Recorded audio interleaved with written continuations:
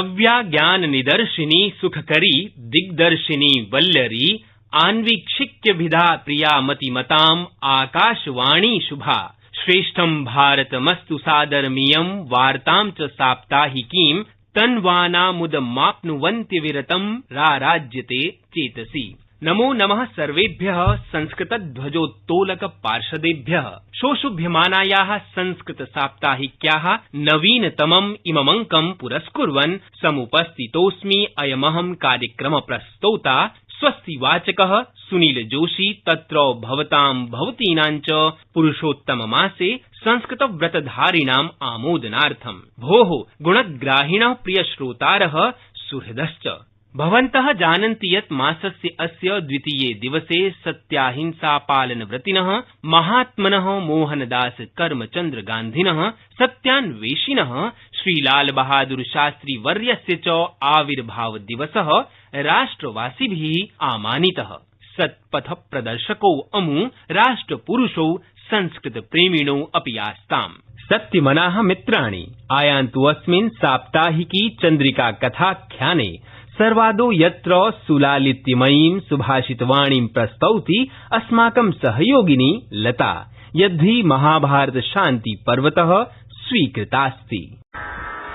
सत्यमेकाक्षरं ब्रह्म सत्यमेकाक्षरं तपः सत्यमेकाक्षरो यज्ञः सत्यमेकाक्षरं श्रुतम्।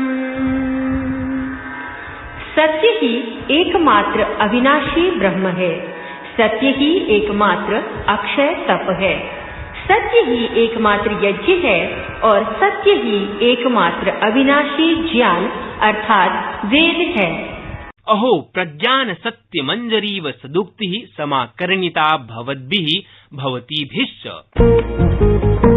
भोः संस्कृत संभाषण श्रवण संकल्प संधारिणः प्रिय श्रोतारः, अस्य अंकस्य प्रसंगाख्ये क्रमे सत्यसन्धस्य महात्मनः विश्वप्रसिद्धा सर्वप्रिया जनप्रीतिकरी च गीतमाधुरी वाराणसेयेन आलोककुमारेण संस्कृते अनूदिता। असमराज्यवास्तव्येन रंजन बेजबरुआ वर्येण च गीतास्ति। श्रूयतां तावदत्र गीतमिदम्। रघुपति राघव राजन राम पतित पावन सीताराम। रघुपति राघव राजन राम पतित पावन सीताराम। रघुपति राघव राजन राम पतित पावन सीताराम। ईश्वर अल्लाह तेहि नाम भज प्रिय त्वं सीतारामम्। ईश्वर अल्लाह तेहि नाम भज प्रिय अयि धैर्यधारिणः मित्राणि, गीतसंगीत श्रवणानन्तरं मन्ये भवन्तः अपि वार्ताः कर्णगोचरीकर्तुं सन्ति समुद्यताः। तर्हि निखिले भूमण्डले घटितघटनानां विविधवार्ताः शृणुमस्तावत् पुरुषोत्तम शर्म प्रस्तुते उदन्ते। राष्ट्रपितुः महात्मगान्धिनः सार्धैकशततम जयन्त्यवसरे कृतज्ञराष्ट्रेण तस्मै श्रद्धाञ्जलिः समर्पितः। ह्यः देशस्य विविधभागेषु नैके कार्यक्रमाः समायोजिताः। पूर्वप्रधानमन्त्रिणः श्रीलालबहादुरशास्त्रिणः जयन्त्यवसरे ह्यः तस्मै श्रद्धाञ्जलिः समर्पितः। गृहमन्त्रालयेन कोविड संक्रमणं विरुध्य गुरुवासरात् पिधानापवारण सम्बद्धाः नूतन दिङ्निर्देशाः प्रख्यापिताः। अक्टूबर 15 दिनाङ्कानन्तरं राज्यानि शिक्षणसंस्थानानि पुनरुद्घाटयितुं शक्नुवन्ति। भारतेन अन्ताराष्ट्रिय विमानसेवा सञ्चालने प्रतिबन्धः अक्टूबर मासान्तं यावत् अग्रेसारितः। बिहारे प्रथमचरणात्मक निर्वाचनाय अधिसूचना प्रसारिता। 71 विधानसभा निर्वाचनेभ्यः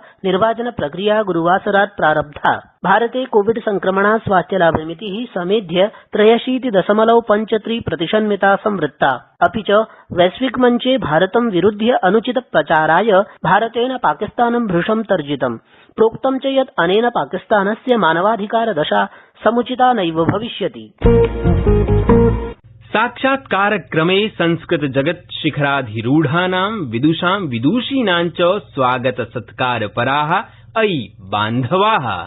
ज्ञानविज्ञाननिदर्शिन्याम् अद्य पूर्णचन्द्रकौमुदीं विकरति आन्ध्रप्रदेशमानिनी मृदुभाषिणी चारुहासिनी विदुषी डॉ के वरलक्ष्मी महाभागा। असौ हैदराबादस्थ ओस्मानिया विश्वविद्यालयस्य संस्कृत अकादमी इत्यत्र उपनिदेशिका। यूनिवर्सिटी ऑफ सिलिकॉन आन्ध्रा इत्यस्य भाषा विज्ञान विभागस्य आचार्या वर्तते। सहैव अन्येषु बहुविध प्रतिष्ठित संस्थानेषु चापि अभ्यागताचार्या वर्तते। अस्माकं सहयोगी साक्षात्कार कर्म प्रयोगी काव्यशास्त्रानुयोगी युवराज भट्टराई साधयति विशेष संवादमेनं डॉ के वरलक्ष्मी वर्यया सह। तर्हि श्रूयतां दत्तावधानेन। अद्य अस्माभिः साकं संवादार्थं समुपस्थितास्ति व्यङ्ग्यचित्रविधानेन निखिले विश्वे संस्कृतवाणीध्वजां प्रसाररता आधुनिकविधाद्वारा जनमानसेषु प्राचीनभाषायाः पुनरुज्जीवनकर्त्री दक्षिणभारतीया संस्कृतविदुषी डॉ वरलक्ष्मी वर्या। डॉ वरलक्ष्मी वर्ये आकाशवाण्याः संस्कृत साप्ताहिकी कार्यक्रमे भवत्यै स्वागतं व्याहरामि। युवकवये भवते अपि धन्यवादाः। डॉक्टर वरलक्ष्मी महोदये, भवती संस्कृतं प्रचारयितुम् एकां नवीनविधामेव अवलम्बितवती अस्ति। अहं श्रोतृजनान् सूचयितुमिहे यत् वरलक्ष्मी वर्या साम्प्रतिक सामाजिक व्यवस्थायाः वर्णनं संस्कृतभाषायाम् अनुदित हास्यपूर्ण गम्भीर व्यङ्ग्यात्मकै चित्रै जनसमक्षम् उपस्थापयति। यतोहि व्यङ्ग्यचित्राणां भावसम्प्रेषणस्य सामर्थ्यम् आधिक्यं भवति। अहं जिज्ञासामि यत् संस्कृते व्यङ्ग्यचित्राणाम् अनुवादस्य भवत्याः यात्रा कुतः कथं च प्रारब्धा? संस्कृत अकादमी कार्यालये उपनिदेशिका अहम् अनौपचारिक संस्कृत शिक्षणवर्गस्य सञ्चालिका शिक्षिका च आसम्। तस्य वर्गस्य छात्रेषु अन्यतमः आसीत् फणिकुमार महोदयः। सः IAS अधिकारी, संस्कृताभिमानी च। संस्कृतप्रचाराय सः संस्कृत अकादमी स्टडी ग्रुप इति किञ्चन गूगल समूहं निर्माय मां सहभागिनीं कृत्वा संस्कृतभाषा प्रचारोपायान् बोधितवान्। तेषु उपायेषु अन्यतमः अन्यभाषागत व्यङ्ग्यचित्राणां संस्कृतानुवादः। संस्कृतेन अनूदितैः व्यङ्ग्यचित्रैः अहं भाषाबोधनम् आरब्धवती। ततः मम यात्रा आरब्धा। मान्य महोदये, भवत्या बालसाहित्यक्षेत्रेऽपि संस्कृते बालसुलभानि ललितबोधगम्यानि पुस्तकानि सन्ति विरचितानि। कृपया श्रोतृजनेभ्यः तद्विषये संक्षिप्य प्रतिपाद्यताम्। अनुवादाय संस्कृतभाषाध्ययनाय च सुगमं भवति इति बालसाहित्यं चितम्। आधुनिक विद्याव्यवस्थायाः, आधुनिक कुटुम्बव्यवस्थायाः, बालकार्मिक व्यवस्थायाः च समस्याभिः आकुलितानां बालानां जीवनानि प्रतिबिम्बयन्ति पलायितश्चणकः, साहसे श्रीः, शिशुस्वान्तम् इति रचनाः। व्यथापूर्णं गिरिजनजीवनं प्रतिबिम्बयति गोदावरीगाथाः इति रचना। संस्कृतभारत्याः प्रशिक्षणेन, चमूकृष्णशास्त्रिवर्यस्य प्रोत्साहनेन, महामहोपाध्याय दोर्बलप्रभाकर महोदयस्य च मार्गदर्शनेनैव अनुवादरचनाकर्मणि सफला अभवम्। आधुनिककाले अनुवादशास्त्रमिति एकः अध्ययनविषयः नूतनतया आविर्भूतः। अनधीत्यैव तच्छास्त्रस्य अनुभवज्ञानं मया अधिगतमिति उल्लेखनीयो अंशः। डॉक्टर वरलक्ष्मी वर्ये, संस्कृत, तेलुगु, हिंदी, आंग्ल भाषासु भवत्याः प्रावीण्यमस्ति। अहं प्रष्टुं कामये यत् शब्द संपदा, शास्त्रीय शैली, वर्णध्वन्युच्चारणं चेति विषयेषु तेलुगु संस्कृत भाषयोः किमस्ति साम्यं वैविध्यं वा?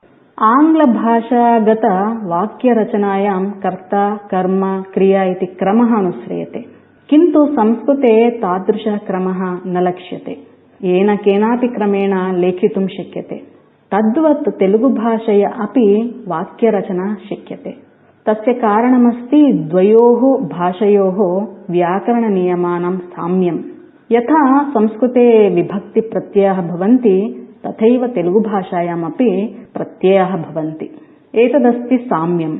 तेलुगुवर्णमालायां संस्कृतवर्णमालायाः अपेक्षया केचन वर्णाः अधिकाः भवन्ति। तथैव संस्कृते अजन्ताः हलन्ताश्च शब्दाः लक्ष्यन्ते, किन्तु तेलुगुभाषायां प्रायः सर्वेऽपि अजन्तशब्दाः भवन्ति। एतदस्ति वैविध्यम्। डॉक्टर वरलक्ष्मी महाभागे, कोरोना विभीषिकायाम् अस्यां भवत्या सक्रियत्वेन अन्तर्जाल माध्यमेन सर्वतोदृशा संस्कृतं प्रचारितम्। संस्कृत प्रौद्योगिक्योः संयोगम् इमं कथं विभावयति भवती? संस्कृत प्रौद्योगिक्योः संयोगः तावत् पङ्ग्वन्धयोः संयोगवत् भवतीति मे मतिः। यतः आधुनिककालेऽस्मिन् संस्कृतभाषा तावत् पङ्गुवत् गतिशीला नास्ति, किन्तु सन्मार्गोपदेशने समर्था अस्ति। प्रौद्योगिकी तु अन्धवत् लक्ष्यप्राप्तये दृष्टिविहीना अस्ति, किन्तु गतिशीला अस्ति। संस्कृतप्रौद्योगिक्योः संयोगेन संस्कृतज्ञः दृष्टिमान् गतिमांश्च भूत्वा लक्ष्यं प्राप्नोति इति मम दृढीयां विश्वासः। स एव मम अनुभवगोचरः विषयः। संस्कृतप्रौद्योगिक्योः संयोगेनैव आविर्भूतानि संस्कृतसङ्गणकसंसाधनानि, संस्कृत कॉम्पिटिशन लिंग्विस्टिक टूल्स, संसाधनानां निर्माणे 7 संस्थाः भागम् अवहन्।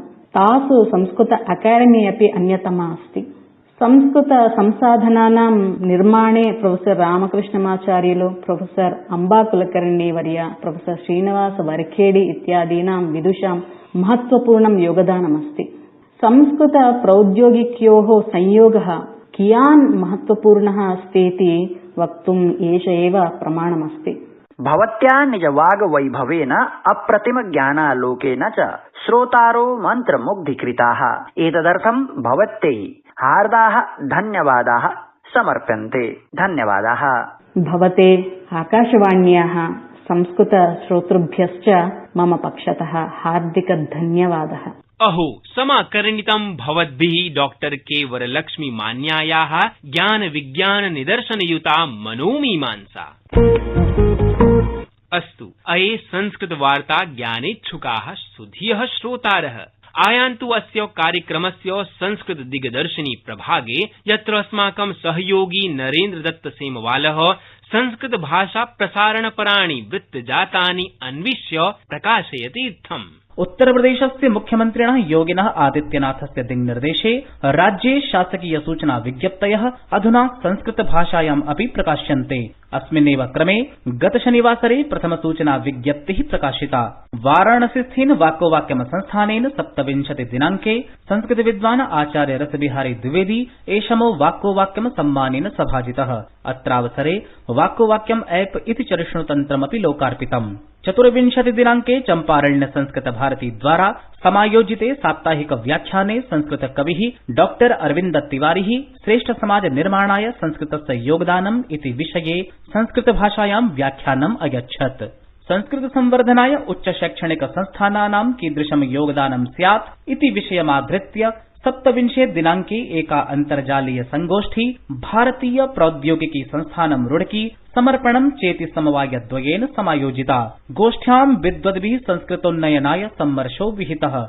अहो अचिरमेव प्रविष्टाः वयं बालमनोवल्लरीत्याख्ये विभागे, यत्र अस्माभिः श्रोष्यते ललितं पेशलपङ्क्तियुतं हृदयाह्लादकरं गीतमेकं यद्धि कवि युवराज भट्टराई प्रणीतमस्ति। दिल्लीस्थ बालभारती विद्यालयस्य 8मी कक्षायाः लघुबालिकया भारती नायक कलितया च गीतमिदं प्रस्तूयते। वेगता रजनी धरणी हसति गगने तितरां च विभाति रवि। वेगता रजनी धरणी हसति गगने तितरां च विभाति रवि। कुरुनेत्यविधिं शयनं त्यजरे समुदेति रवि सुत जागृहिरे। समुदेति रवि सुत जागृहिरे। मम नन्दन हि विगतास्ति निशा भुवने वितता रवितिग्मकरा।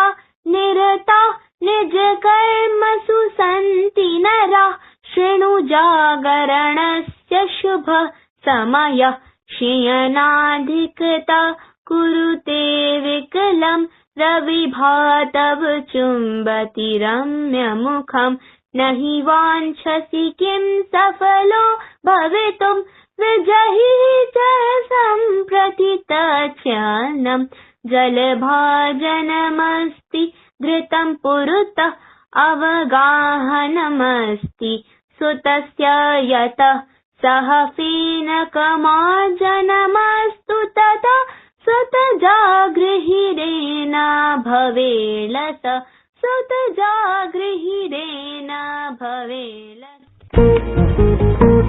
प्रियांशो रसिकश्रोतारः सरलबालगीतं संश्रुत्य मनोमयूरः मे झटिति समीहते। अस्माकं सहयोगिन्याः मुदिता वेतालतः संस्कृत हिन्दी तेलुगु चेति भाषात्रयाणां 5 सरलवाक्यानाम् उच्चारणशिक्षणमभिज्ञातुम् मन्ये भवन्तोऽपि भाषाणां साम्यो वैषम्यो अवबोधनार्थं सन्ति जिज्ञासवः।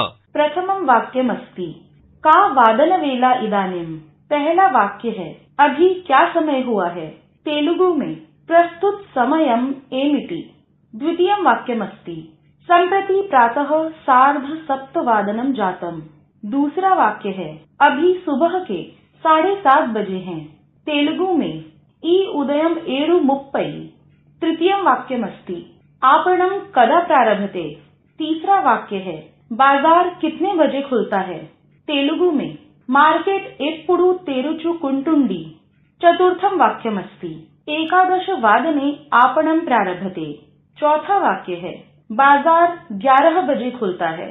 तेलुगु में मार्केट पदकोंडु गंटलकु तेरुस्तारु।